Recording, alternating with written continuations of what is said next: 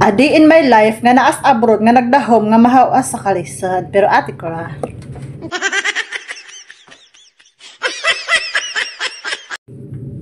Moadto sa deko kwarto yut oy kinakalimot makog pa perfume oy maulaw tani bruhang masimutan ta nga baho ta syempre ang iyang katulong humot kaayo makaingon gid siya ay kalami sa akong katulong oy perminti magid humot perminti magid siya humot lupigan ko kawala ay sorry.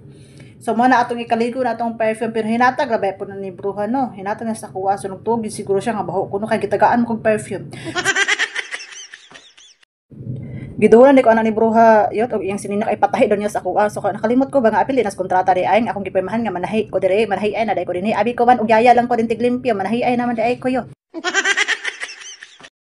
Dayon matagak nang na iyang sinina dili siya kabalo maguli. So nakalimot ko nagbilin di ko rice gahapon kay pala akong kaunon karon unta kay kabalo sa mga Pinay rice is life. So napanos naman siya so wala tay choice kung dili mangita tag pagkaon sa ref. So mo na akong nakita din na yogurt so expired naman siya. So dili na to nakaon kay basig matsugi ta ka expired.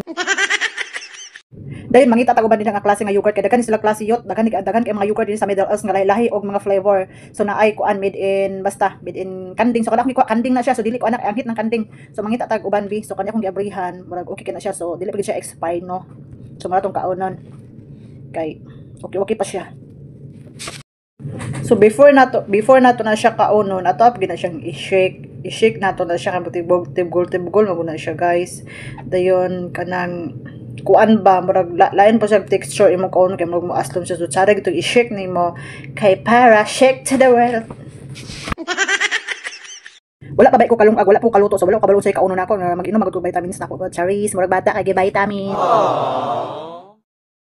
Lami ni siya nga flavor nga yogurt dili pa nang uban bitaw yot nga kanang kuan na ay aslom kaayo din naapoy okay ra naapoy nalabihan ka aslom din kung kauno nimo ang imong kuto-kuto kay mga aslom po din dali ra kay kagutomo na mura rin kag ma-acidic ba then kuan mas lami gitong natural lang gid siya nga yogurt nga dili siya aslom so mag-inom na ta sa tuang vitamin charis kay vitamin sa kay para kusgan ta energetic ta kay para magtrabaho ta ganahan si bruha manugo kay energetic man ang iyang katulong dili magpaloy-loy no alisod pod magdawat ta sweldo nga unsa nga wa ta trabaho kinahanglan abtik ay ta di kay abtik ka tagting sweldo so okay.